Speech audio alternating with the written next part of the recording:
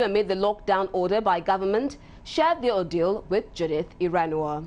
Details of this in this report.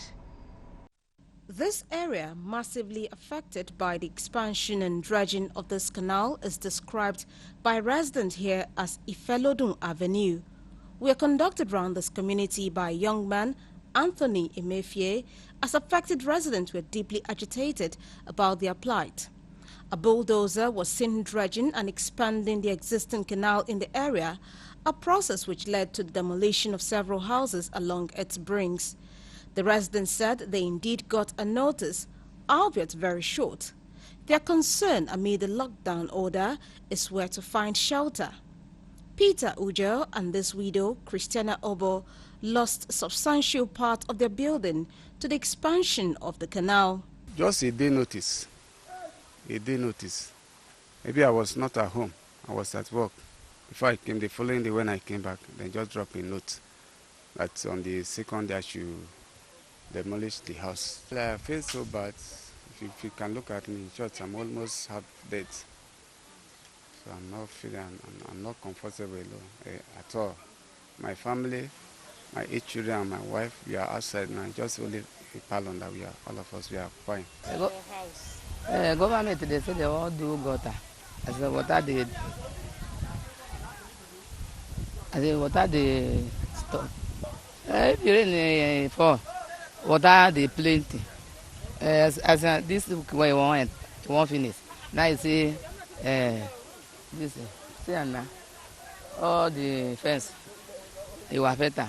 2 for the other backyard, 2 this toilet, all that backyard they were better.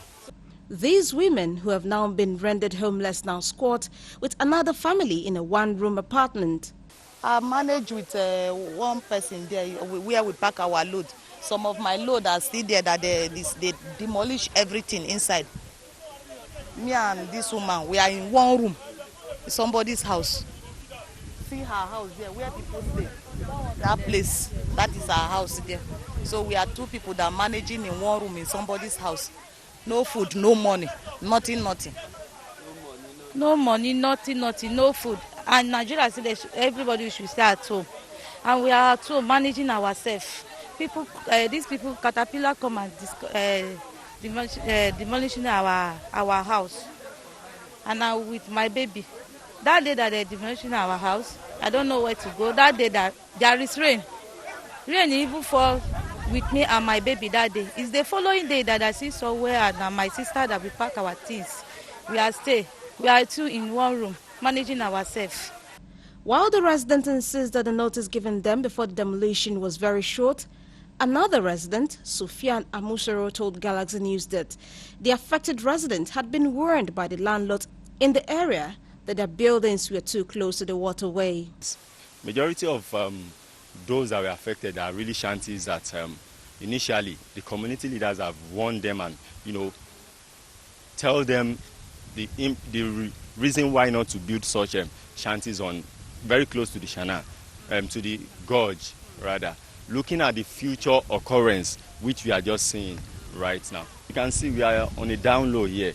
All these buildings, all their waste come down to this area. So for a very reasonable person would not want to build a house and build it as close as just a feet to the canal. Yes, I must commend the government for trying to make a pathway for water to pass because of we that we are staying in the community. If this rain happens to water start flooding into the